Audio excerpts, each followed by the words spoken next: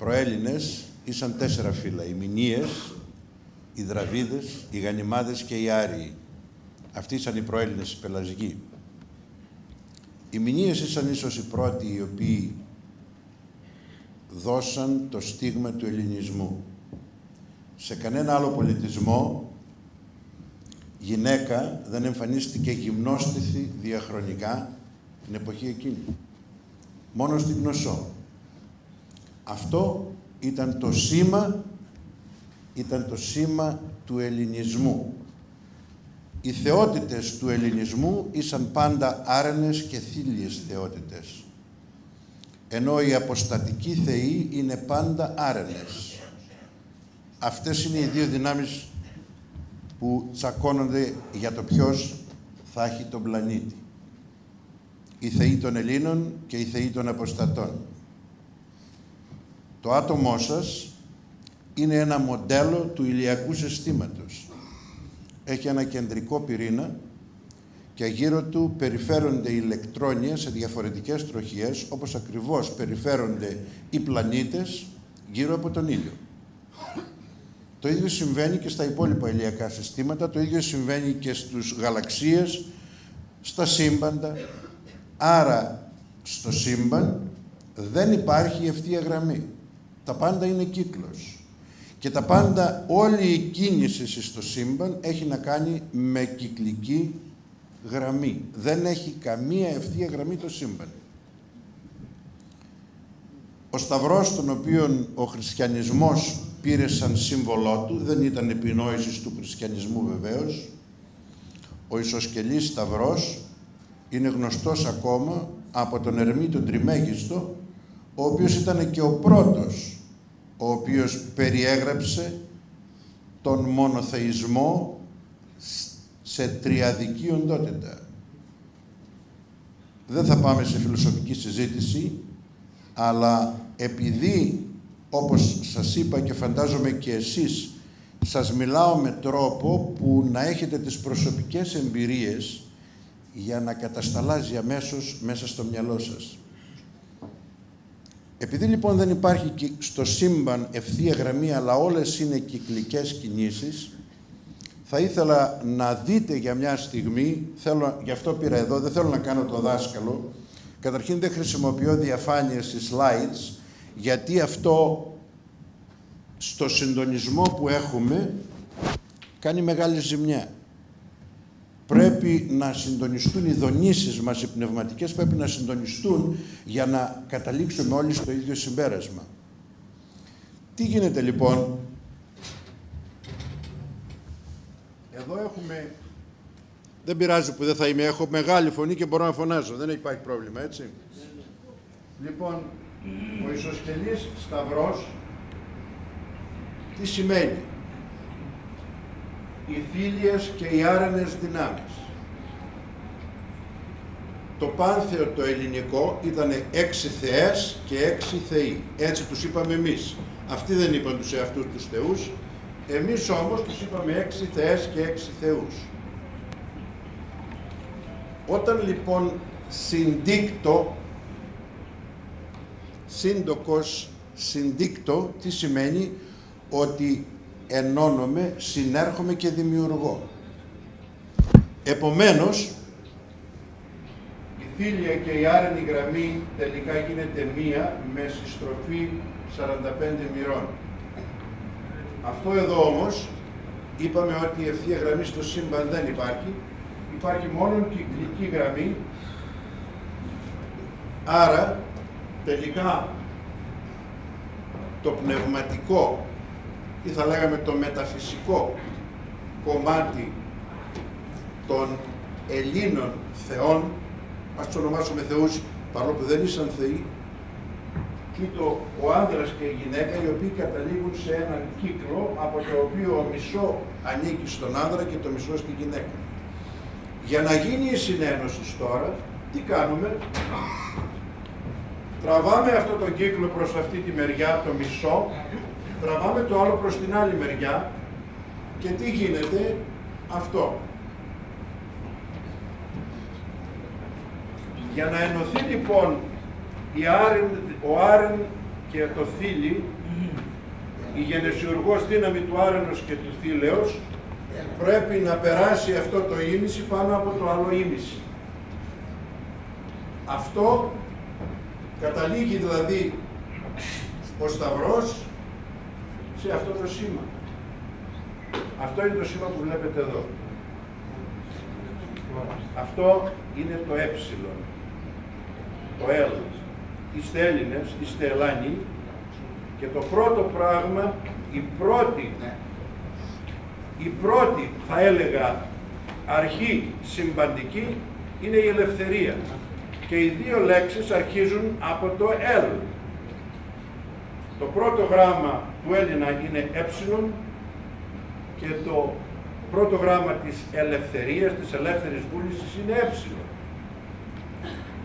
Άρα λοιπόν έχουμε δύο μεγάλες πνευματικές δυνάμεις, τον άνθρωπο και την ελευθερία, που αρχίζουν από το ίδιο γράμμα, έχουν το ίδιο πρόθεμα, που αλλά το «ηλ», το «ελ» και το «αλ» πάντα σημαίνει αυτόν που κατέβηκε από ψηλά. Γιατί ονομάζεται ο Έλληνας Έλληνας? Γιατί ονομάζεται η Ελλάς Ελλάς? Το «λας» σημαίνει βράχος, λίθος. Λατομείο λέμε, δεν λέμε λατομείο. Αυτός που κόβει την πέτρα τι είναι? Λατόμος. Λας είναι λοιπόν η πέτρα. Ελ, αυτός που κατέβηκε από ψηλά, είναι ο θρόνος λοιπόν αυτού που κατέβηκε από ψηλά. Αυτό είναι η Ελλάς. Το γράμμα ε λοιπόν έχει μεγάλη σημασία. Για να δούμε λιγάκι, να αναλύσουμε τι είναι το γράμμα ε. Φιλοσοφία θα μιλήσουμε μόνο για 20 λεπτά και μετά θα πάμε στα χρήματα, τα οποία καταλαβαίνουμε όλοι.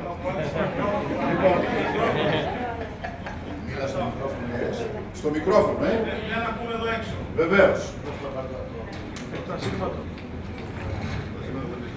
Εδώ τώρα έχουμε, να σβήσουμε εδώ και να βάλουμε το γράμμα ε. Έχουμε το ένα ε από εδώ και το άλλο ε από εκεί. Ο λόγος που το κάνουμε αυτό είναι γιατί στην αίθουσα του θρόνου στην Κνωσσό, αν δείτε πίσω από την Κνωσσό, υπάρχουν τα αντίστροφα ε.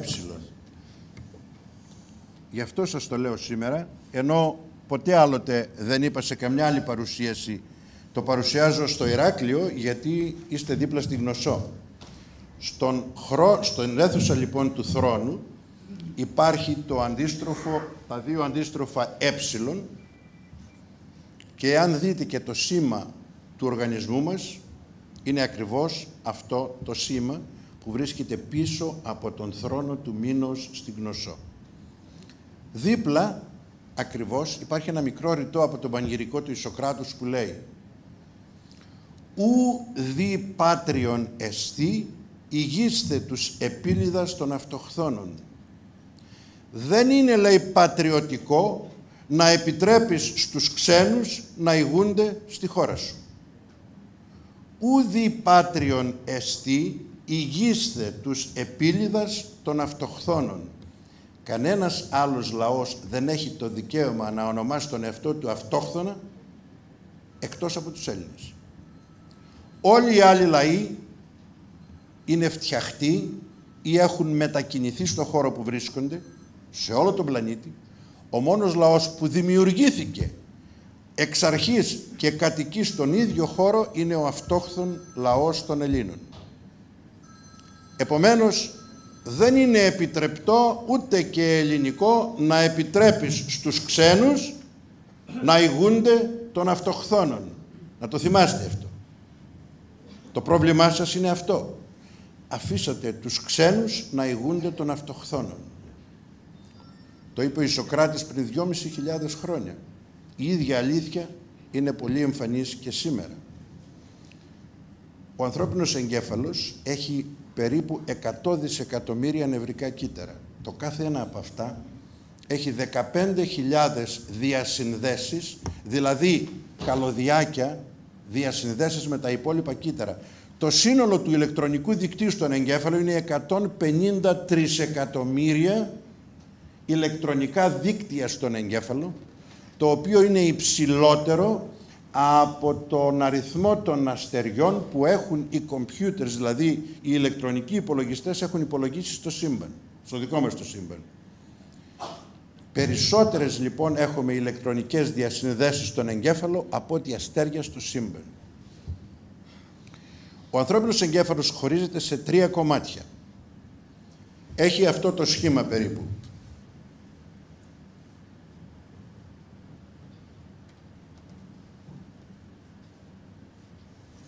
Τα 3 αυτά κομμάτια, το μεν εσωτερικό ονομάζεται ιχθυοσαυρικό. Είναι εκείνο το οποίο έχουν τα φίδια, έχουν οι κορκόδιλοι, έχουν οι πάντες. Αυτό είναι το πιο εσωτερικό κομμάτι του εγκεφάλου. Είναι επιφορτισμένο με 3 πράγματα. Τροφή, εξασφάλιση διατροφής, δεύτερον, εξασφάλιση στέγης και τρίτον, αναπαραγωγή. Τα 3 αυτά πράγματα, σκεφτείτε το λιγάκι, είναι ενστικτώδεις λειτουργίες του ανθρώπου. Αναπαραγωγή, διατροφή και τόπος διαμονής. Ο κορκόδιλος δηλαδή δεν έχει συναίσθημα. Μπορεί κάποιος να ισχυριστεί ότι έχει συναίσθημα ο κορκόδιλος? Όχι. Μπορείς όμως να ισχυριστείς ότι το σκυλί έχει συναίσθημα. Ακόμα και το άλογο. Το λέω για την Άννα και το Βαγγέλη, και το άλογο έχει πολύ μεγάλο συναίσθημα, το οποίο το μεταδίδει στον άνθρωπο. Έχουμε λοιπόν 2 ζώα, το οποίο το ένα έχει μόνο ένστικτο, αυτός είναι ο ιχθυοσαυρικός εγκέφαλος. Έχουμε το δεύτερο κομμάτι που είναι το άλογο ή ο σκύλος, ο οποίος έχει τον εγκέφαλο των θηλαστικών. Αυτός είναι ο μεσεγκέφαλος. Ο μεσεγκέφαλος είναι τούτο το κομμάτι με τα 4 όργανα του, τον υποθάλαμο, το αυτόνομο νευρικό σύστημα, τον υπόκαμπο και τις αμυγδαλές. Δημιουργεί το συναίσθημα φόβο, αγάπη, μίσος, τρόμο. Με εμπειρίες λοιπόν συναισθηματικές δημιουργούμε μνήμες, με συναισθηματικές μνήμες, οι οποίες φυλάσσονται στον υπολογιστή του μυαλού μας από αυτή εδώ την περιοχή. Έχουμε λοιπόν το κατώτερο τμήμα που ασχολείται μόνο με το ένστικτο, το δεύτερο τμήμα, το οποίο είναι και αυτό κομμάτι των θηλαστικών, δηλαδή τα θηλαστικά έχουν και ιχθυοσαυρικό αλλά και μεσεγκέφαλο, και έχουμε και το τρίτο τμήμα, το οποίο είναι ο ανθρώπινος εγκέφαλος, ο οποίος έχει τα 2 ημισφαίρια, το αριστερό και το δεξιό.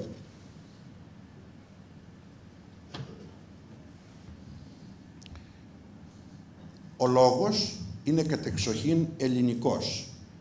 Δηλαδή, θα σας πω απόψε, στα επόμενα 5 λεπτά θα καταλάβετε τη διαφορά που έχετε εσείς από το υπόλοιπο ανθρώπινο γένος. Λόγος δεν σημαίνει ομιλία. Σημαίνει λογική ανάλυση και κατανομή των διαφόρων εμπειριών, κατανομή λοιπόν της μνήμης στον εγκέφαλο δια της λογικής αναλύσεως. Ενώ λοιπόν το θηλαστικό βάζει στο μυαλό του μνήμη από συναίσθημα, το κλωτσάς, πονάει, δεν σε ξαναπλησιάζει. Ο ανθρώπινος εγκέφαλος αναλύει. Εάν αυτό που κλώτσισε το σκυλί χάσει το πόδι του, το σκυλί δεν καταλαβαίνει ότι σου κόψαν το πόδι και δεν μπορείς να το ξανακλωτσίσεις. Δεν έχει την λογική να αναλύσει ότι δεν έχει πόδι να πάω να το δαγκώσω τώρα. Έχει δημιουργήσει το συναίσθημα και τη μνήμη από την εμπειρία που είχε και δεν σε ξαναπλησιάζει. Το τρίτο κομμάτι λοιπόν του εγκεφάλου, που είναι ο ανθρώπινος εγκέφαλος ο φλοιός, δημιουργεί τις μνήμες από τι? Από λογική ανάλυση. Αυτό βρίσκεται στον αριστερό εγκέφαλο, στο αριστερό ημισφαίριο του εγκεφάλου. Εδώ λοιπόν υπάρχει μία περιοχή που λέγεται το τρίγωνο του Μπροκά, από το οποίο περνούν όλες οι αναλυτικές διεργασίες του εγκεφάλου για να δημιουργήσουν μνήμη και αντίδραση. Μία πληροφορία που μπαίνει στον εγκέφαλο μπαίνει πάντα από το δεξιό ημισφαίριο, το οποίο είναι εντελώς άδειο. Το δεξιό ημισφαίριο λοιπόν παραλαμβάνει την εμπειρία από την τηλεόραση που κάθεστε και βλέπετε κάθε βράδυ, Αυτό που σας λέει ο Παπαδάκης, που σας λέει η Στάι και οι υπόλοιποι, και δεν σας αφήνουν να την περάσετε εδώ για να την αναλύσετε, αλλά σας δίνουν και την εξήγηση. Η πληροφορία από εδώ έχει δύο οδούς. Ή να περάσει στον μεσεγκέφαλο να δημιουργήσει συναίσθημα και από το μεσεγκέφαλο να περάσει στον ιχθυοσαυρικό για να εκτελέσει ο ιχθυοσαυρικός ό,τι γίνεται στο σώμα σας. Αν σηκώσω το όπλο να χτυπήσω κάποιον, πρέπει να δώσει εντολή η λογική να περάσει από εδώ το ερέθισμα και να φτάσει στον ιχθυοσαυρικό εγκέφαλο για να εκτελέσει. Τα πάντα λοιπόν περνούν από τον ιχθυοσαυρικό εγκέφαλο. Εδώ λοιπόν έχουμε το ερέθισμα, μπορεί να πάει εδώ για να αναλυθεί ή μπορεί να πάει εκεί για να αντιδράσει ο άλλος. Το κατεστημένο και το μάρκετινγκ, γιατί νομίζετε ότι απευθύνεται πάντα στις γυναίκες? Είδατε πολλές διαφημίσεις να απευθύνονται στους άντρες? Ακόμα και τα ελαστικά των τρακτέρ τα διαφημίζουν με γυναίκες με μαγιό. Γιατί νομίζετε? Γιατί έχουν αναλύσει τη σχέση ανδρός και γυναικός. Η σχέση ανδρός και γυναικός τι είναι? Δεν είναι λογική. Είναι συναίσθημα και ένστικτο. Θέλουν λοιπόν να πάρουν την εμπειρία αυτή, να μην αφήσουν εδώ να πάει στον εγκέφαλο τον αριστερό και να αναλύσει λογικά τα πράγματα, να την περάσει κατευθείαν στο μεσεγκέφαλο και τον ερπετικό εγκέφαλο για να κάνετε ό,τι σας είπανε. Σας δίνουν την πληροφορία και σας την αναλύουν κιόλας. Παραπονιέστε συχνά ότι δεν ακούμε πλέον ειδήσεις γιατί μας λένε τη γνώμη τους. Προτού ακόμα σας πούν την είδηση και να σας αφήσουν να την αναλύσετε εσείς, σας έχουν ήδη πει τι σημαίνει, ποιος το έκανε, γιατί το έκανε και ποιον πρέπει να πάτε να του φεκίσετε. Ρίχνουμε τους δίδυμους πύργους και μετά αντιλαμβανόμεθα ότι το κάναμε λάθος, γιατί δεν τα ρίξαν τα αεροπλάνα τους δίδυμους πύργους. Τώρα πλέον είναι πασιφανές και οι πάντες γνωρίζουν ότι οι δίδυμοι πύργοι δεν έπεσαν από τα αεροπλάνα. Την πρώτη μέρα όμως, τι σας είπανε? Πέσαν οι πύργοι, ο Σαντάμ Χουσέιν το έκανε, πάμε να το σκοτώσουμε. Αυτό σας δίνω ένα πολύ αδρό παράδειγμα πώς ακριβώς λειτουργεί ο ανθρώπινος εγκέφαλος. Για δέστε λοιπόν τώρα το γράμμα ε. Η λογική είναι στο υψηλότερο σημείο, το συναίσθημα είναι εδώ και εδώ είναι το ένστικτο. Σκεφτείτε τώρα τι λέει η χριστιανική θρησκεία. Ο Πατήρ, ο Υιός και το Άγιο Πνεύμα. Το Άγιο Πνεύμα πάντα εκτελεί, δεν λαμβάνει αποφάσεις ποτέ. Το θυμάστε. Από την Καινή, την Παλαιά, από οποιαδήποτε διαθήκη μπορούμε να το ονομάσουμε διαθήκη. Το Άγιο Πνεύμα λοιπόν είναι ο εκτελεστής, το εκτελεστικό, δηλαδή ο ιχθυοσαυρικός εγκέφαλος. Αυτό εδώ είναι το συναίσθημα και αυτό είναι η λογική. Πού βρίσκεται τώρα τα αξιακά συστήματα του πλανήτη? Τα αξιακά συστήματα του πλανήτη έχουν προέλθει από 5 άτομα συνήθως, είναι 5 άτομα. Είναι ο Μωυσής, ο οποίος είπε ότι τα πάντα είναι νόμος. Ήρθε ο Ιησούς Χριστός και είπε ότι τα πάντα είναι αγάπη. Κατόπιν ήρθε ο Μάρξ και είπε ότι τα πάντα είναι χρήμα. Ήρθε ο Φρόιντ και είπε όλα παιδιά είναι σεξ. Και τελικά ήρθε ο Άινστάιν και είπε όλα αυτά είναι σχετικά. Λοιπόν, αντιλαμβάνεστε λοιπόν ότι τα 5 αυτά άτομα έχουν δημιουργήσει τα αξιακά συστήματα με τα οποία είτε ευδαιμονείτε είτε δυσδαιμονείτε, είτε είστε ευτυχισμένοι είτε είστε δυστυχισμένοι. Και τα 5 αυτά αξιακά συστήματα απευθύνονται στο εξής. Ο νόμος είναι φόβος. Τον έδωσε ο Γιακβέ και είπε ότι αν δεν κάνεις αυτό θα πας στην κόλαση, θα σε τιμωρήσω. Κατόπιν ήρθε ο Χριστός και λέει αν δεν αγαπάτε αλλήλους θα πάτε πάλι στην κόλαση.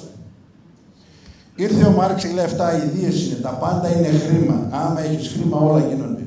Ήρθε ο Φρόιντ και λένε όλα είναι σεξ. Ποιο είναι το περίεργο λοιπόν, ότι και οι 5 αυτοί, των οποίων τα αξιακά συστήματα έχετε παραλάβει και με τα οποία ζείτε τις ζωές σας, είναι Εβραίοι.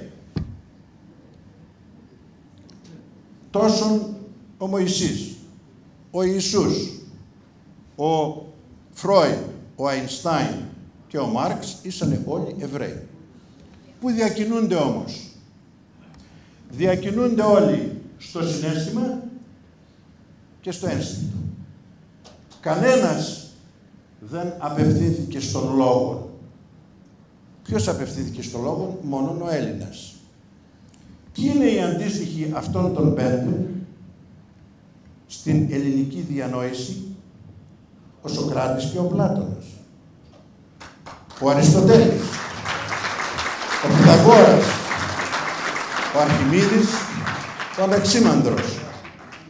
Όλοι όμως αυτοί αγνόησαν το συναίσθημα και το ένστικτο και απευθύνθηκαν στην λογική. Ποια είναι η διαφορά λοιπόν? Έχουμε μία διαχωριστική γραμμή εδώ πέρα, συγγνώμη,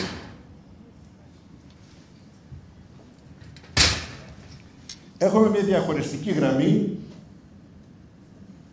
την οποία ας την ονομάσουμε λοιπόν απόψε για την παρουσίαση αυτή, ας την ονομάσουμε το συνοικόν τείχος.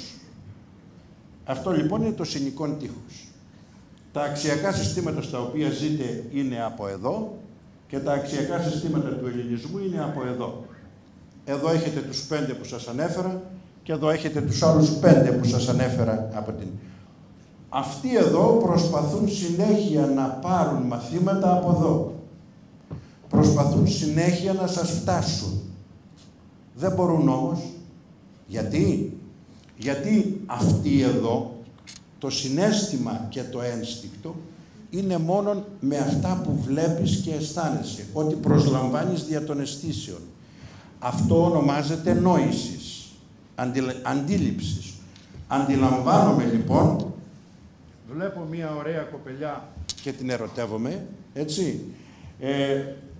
Σε όλη αυτή την φάση εδώ, τα 5 αυτά αξιακά συστήματα, πρέπει να έχεις ή οπτική, ή ακουστική, ή απτική επαφή για να δημιουργήσεις το συναίσθημα. Εδώ λοιπόν όμως έχουμε διανόηση, ενώ εδώ έχουμε νόηση. Ποια είναι η διαφορά? Η νόηση δεν μπορεί να φτιάξει κάτι καινούριο, ενώ η διανόηση έχει την φαντασία να δημιουργήσει. Εδώ λοιπόν είναι η δημιουργή και εδώ είναι η παραγωγή. Τι σημαίνει δημιουργός? Δήμου έργων. Δημιουργώ σημαίνει ότι κάνω δουλειά, εργασία, όχι δουλειά, εργασία, για τον Δήμο ή με τον Δήμο. Αυτό σημαίνει συλλογικότητα. Ο ελληνισμός λοιπόν είναι μια συλλογική ευδαιμονία. Αυτό σημαίνει διανόησης. Και τι ακριβώς είναι η ετυμολογία της λέξης διανόησης? Δίαν νοούμε, δίαν νοώ. Σκέπτομαι δηλαδή τον Θεόν. Αυτός έχει νόηση, εσύ έχεις διανόηση. Αυτές είναι οι διαφορές. Ψάχνει λοιπόν η νόηση να βρει την διανόηση. Γιατί η διανόηση μπορεί να σκεφτεί στο μέλλον, να δημιουργήσει κάτι καινούριο, είτε ιδέα είναι, είτε αυτοκίνητο είναι. Γιατί όλες οι δημιουργίες από εδώ προήλθαν. Δεν προήλθαν από το συναίσθημα και το ένστικτο, προήλθαν από την ανάλυση, την λογική. Αφού λοιπόν φτιάξει αυτή εδώ η ομάδα το μοντέλο, περνάει στην παραγωγή από εδώ. Τι σημαίνει παραγωγή? Άγω παρά, φέρω προς το μέρος μου. Παρά άγω, αυτό δεν σημαίνει φέρνω προς το μέρος μου. Μαζεύω δηλαδή. Αυτοί λοιπόν εδώ μαζεύουν. Ποιοι μαζεύουν? Οι Εβραίοι. Αυτοί μαζεύουν και αυτοί φτιάχνουν τα καινούρια. Φτιάχνετε εσείς τα καινούρια, δημιουργείτε, τα παίρνουν αυτοί και μαζεύουν. Τι προσπαθούν να σας κάνουν τώρα? Προσπαθούν να σας φέρουν και εσάς εδώ κάτω. Να είστε κι εσείς παραγωγή. Ο Έλληνας δεν είναι παραγωγός. Ο Έλληνας μόλις του δώσει ένα δάνειο θα το πάρει. Γιατί νομίζει ότι θα δημιουργήσει. Θα φτιάξει μεγαλύτερο ξενοδοχείο, θα αγοράσει περισσότερα άλογα. και δεν τον ενδιαφέρει το επόμενο, τον ενδιαφέρει το τι θα προκύψει από την προσπάθειά του. Έχει το μυαλό του λοιπόν στην προοπτική.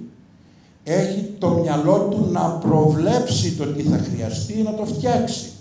Ενώ τούτος μόνον βλέπει, αυτός προβλέπει. Η διαφορά των δύο λοιπόν είναι σαφής, φαντάζομαι. Πάμε τώρα και στο ψητό.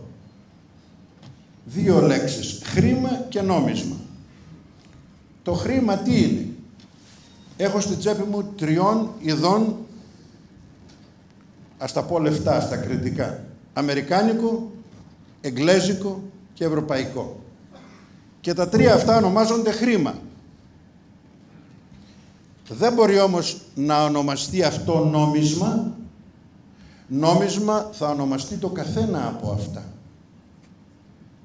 Χρήμα είναι λοιπόν όλα τα νομίσματα. Νόμισμα είναι όμως ό,τι απεφάσισε ο Δήμος, αυτός που εδημιούργησε. Του Δήμου έργον είναι το νόμισμα, η δραχμή είναι έργον του Δήμου. Αποφάσισε η Ολομέλεια των Ελλήνων να έχει σαν νόμισμά της την δραχμή, ενώ σήμερα τι θέλουνε? Να τα κάνουν όλα χρήμα. Να μεταφέρουν δηλαδή την προσωπική σου επιλογή σαν λαός σε μια συνολική επιλογή που λέγεται χρήμα. Έτσι έχουν φτιάξει το δολάριο για την Αμερική, το ευρώ για την Ευρώπη, το αμέρο για όλους και ξαφνικά μπορεί να βρεθούμε και με ένα άλλο νόμισμα που προτείνουν για όλο τον κόσμο. Τι είναι αυτό? Είναι ενδεικτικό ότι θέλουν να σου αφαιρέσουν την δυνατότητα να αποφασίζεις για τη τύχη σου. Διότι θα τις αποφασίζει κάποιος άλλος από τη στιγμή που το χρήμα απευθύνεται σε όλους, δεν μπορείς εσύ Έλληνα. Τι σημαίνει? Αυτό σημαίνει αντίσταση στο χρήμα. Εγώ θέλω νόμισμα να έχει τουλάχιστον την ένδειξη ότι εγώ, ο ελληνικός λαός, αποφασίζει για τις τύχες. Όπως σας είπα, έργον Δήμου είναι ο ελληνισμός, έργον Δήμου, αυτό σημαίνει δημιουργό. Για να καταλάβετε τι είναι το χρήμα, πρέπει να έχετε μια μικρή γνώση το πώς ακριβώς δημιουργείται το χρήμα. Χρήμα μιλάω τώρα, πάντα σας έδωσα τις εξηγήσεις. Τι είναι χρήμα και τι είναι νόμισμα. Αυτοί εδώ που δεν είναι άλλοι από τους Εβραίους Καζάρους, που δεν είναι άλλοι από τους Μογγόλους, δεν είναι άλλοι από τους Ιξός, τους οποίους επολέμησε ο Μήνος ο πρώτος, ο Διόνυσος και ο Περσέας πριν 5.000 χρόνια, έκανε εκστρατεία εναντίον των Ιξός. Ο Περσέας, ο Διόνυσος και ο Μήνος ο πρώτος. Αυτά θα τα βρείτε στα διονυσιακά του Πρόκλου, τα οποία ολοκληρώθηκαν το 2007, γιατί πολλά κομμάτια είχαν βρεθεί στη λατινική γλώσσα και μόνο τα τελευταία 6 χρόνια έχουμε όλο το βιβλίο των διονυσιακών που περιγράφει την εκστρατεία του ελληνισμού. Πού νομίζετε? Ακριβώς εκεί που πήγε και ο Αλέξανδρος. Και παραπέρα ακόμη. Στην Ινδία υπάρχει, στο Πεντζάβι υπάρχει μία περιοχή που λέγεται Ελόρα. Το Ελ ξέρετε τι σημαίνει. Το Όρα ξέρετε τι σημαίνει. Έλα να δεις. Έλα να δεις τους Ελ. Το 2002 το Αφγανιστάν τύπωσε την τελευταία φουρνιά νομισμάτων του Αφγανιστάν. Στη μεγάλη σφραγίδα του Αφγανιστάν υπάρχει η εξής επιγραφή. Ευκρατήλου του Μεγάλου Βασιλέως, στην ελληνική γλώσσα. Στο Αφγανιστάν, το 2002 λοιπόν, στην μεγάλη σφραγίδα της χώρας του Αφγανιστάν λέει Ευκρατήλου του Μεγάλου Βασιλέως. Εάν πάρετε τους Ίνκας που ζούσαν στο Μεξικό, θα δείτε την ελληνική αλφάβητο σε όλα τα χρυσά κοσμήματα τα οποία είχαν σχέση στο περιδέρεο των γυναικών. Εάν πάτε στην Χαβάη, θα δείτε ότι το 50% της τοπικής διαλέκτου είναι ομηρικές λέξεις.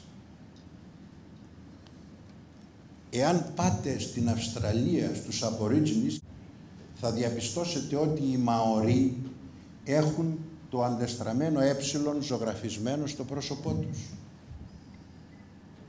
Εάν ψάξετε τα τοπονύμια, γεωγραφικά τοπονύμια της γης, το 90% είναι ελληνικά.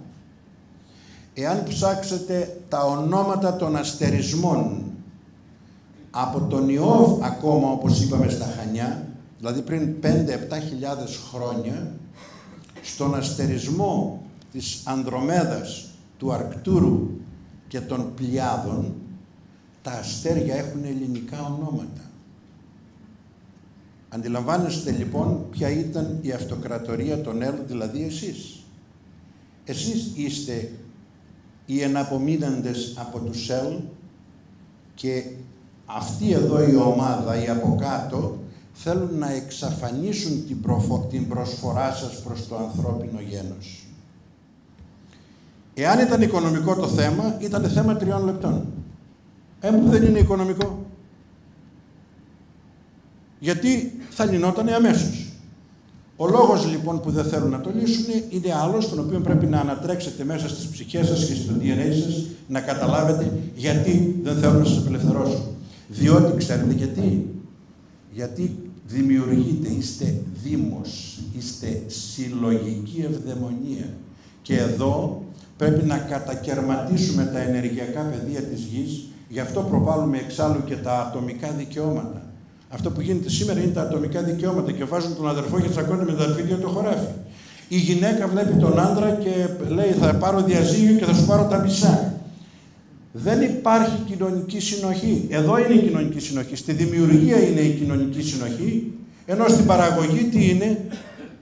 Γι' αυτό λοιπόν ο Ζεύς είναι αυτός που είναι η σύνδειξη. Η σύνδειξη είναι η θεϊκή δύναμη. Το Big Bang που λέμε που δημιουργήθηκε ο κόσμος δεν έγινε με διάσπαση, έγινε με σύνδειξη. Ο Ζεύς ζευγνύει, ο Δίας διασπά.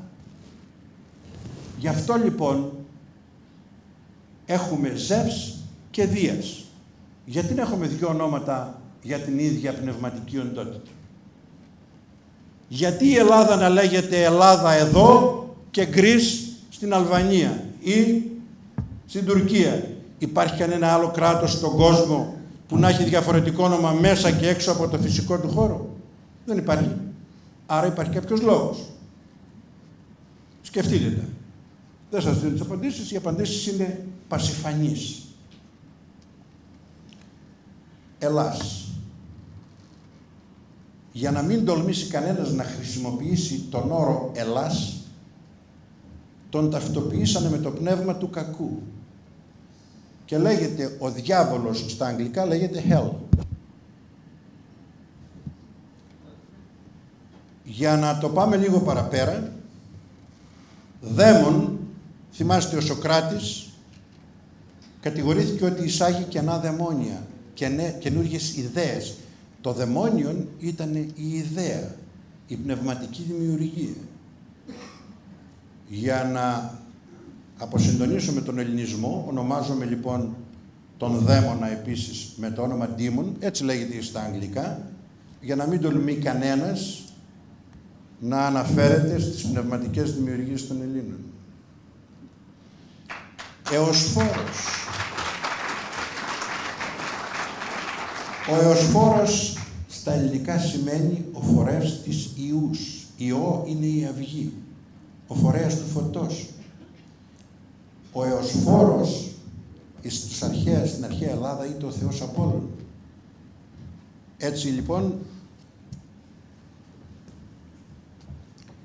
λοιπόν ο Θεός Απόλλων έγινε Εωσφόρος. Όλες οι πνευματικές δημιουργίες των Ελλήνων έχουν λοιπόν ταυτιστεί με την έννοια του κακού, για να μην τολμήσει κανένας εκτός των γεωφυσικών ορίων της Ελλάδος να ζητήσει την δημιουργία της αυτοκρατορίας των Ελλήνων, των Ελ. Αυτός είναι ο λόγος που σας πολεμούν. Έχουμε λοιπόν εν κατακλείδη 2 δυνάμεις. Τις δυνάμεις του Σαββάτου και τις δυνάμεις της Κυριακής. Οι δυνάμεις του Σαββάτου, πώς τις λένε το Σάββατο στα αγγλικά? Saturn Day, η ημέρα του χρόνου. Ενώ η Κυριακή είναι Sunday, η ημέρα του ήλιου. Το Σάββατο λοιπόν είναι ο χρόνος και την Κυριακή είναι ο ήλιος. Το Σάββατο είναι η αποστατική θεή, την Κυριακή είναι η θεή των Ελλήνων. Αυτές είναι οι δύο οντότητες με τις οποίες κουλαντρίζει ο κόσμος τις ζωές του.